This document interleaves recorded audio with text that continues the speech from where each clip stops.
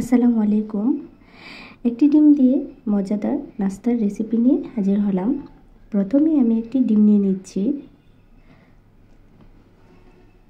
তারপরে এখানে দিয়ে দেব 1 কাপ চিনি। ইচ্ছে করলে আপনারা চিনির পরিমাণটা আরও কমিয়ে দিতে পারেন। তারপর দিয়ে দিচ্ছি এখানে সামান্য পরিমাণ লবণ। লবণটা ইচ্ছে করলে আপনারা নাও দিতে পারেন, কারণ এটা মিষ্টি জাতীয় খাবার।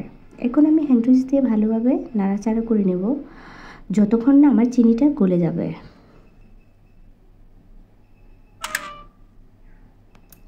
যখন আমার চিনিটা গলে এরকম ঘনত্ব চলে আসবে, তখন এখানে আমি দিয়ে দিব পরিমাণ মতো ভ্যানিলা।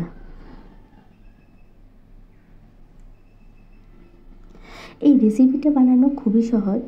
আপনারা চাইলে বাচ্চাদের জন্য ঝটপট এটা বানিয়ে নিতে পারেন।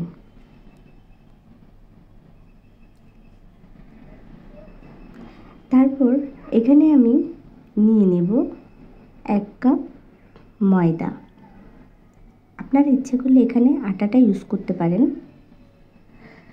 যেহেতু আমার একটি ডিমের রেসিপি, সেহেতু আমি এখানে 1 কাপ ময়দাই নিয়ে নিয়েছি।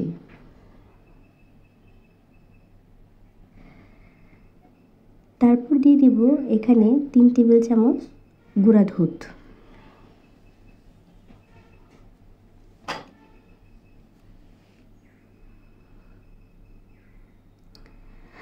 তারপর দিয়ে দিব এখানে 1 থেকে 1.5 চামচের মতো বেকিং পাউডার।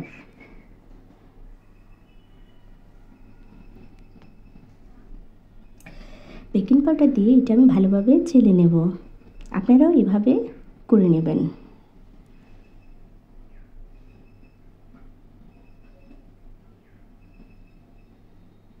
তারপর দিয়ে দেব এখানে পরিমাণ মতো সয়াবিন তেল। সয়াবিন তেল দিয়ে আমি এখানে আমার গরম করে রাখা ঠান্ডা হয়ে যাওয়া দুধ দিয়ে দিচ্ছি। আপনারা যে কোনো লিকুইড দুধ ইউজ করতে পারেন। তারপর হ্যান্ড উইচ দিয়ে ভালোভাবে নাড়াচাড়া করে এটা আমি একটা ব্যাটার তৈরি করব।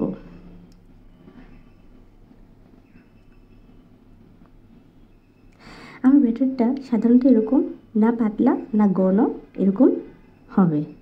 আপনারা এরকম করে নেবেন। সরাসরি চলে যাচ্ছি রান্নায়।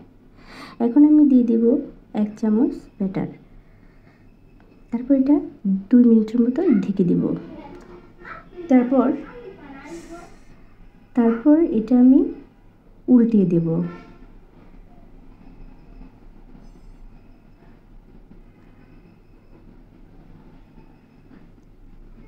তারপর আরেকটা আমি বানিয়ে নিচ্ছি। আপনারা দেখে নেন আমি কিভাবে তৈরি করতেছি।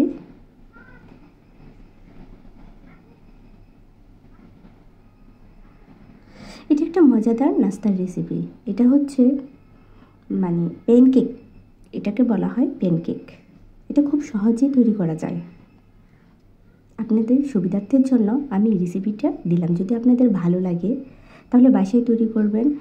আর একটা like, comment, share and subscribe করে দিবেন।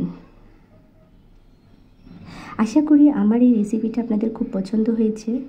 আপনাদের সুবিধার্থে এটা আমি ছিঁড়ে দেখালাম, কত নরম সফট। আল্লাহ হাফেজ।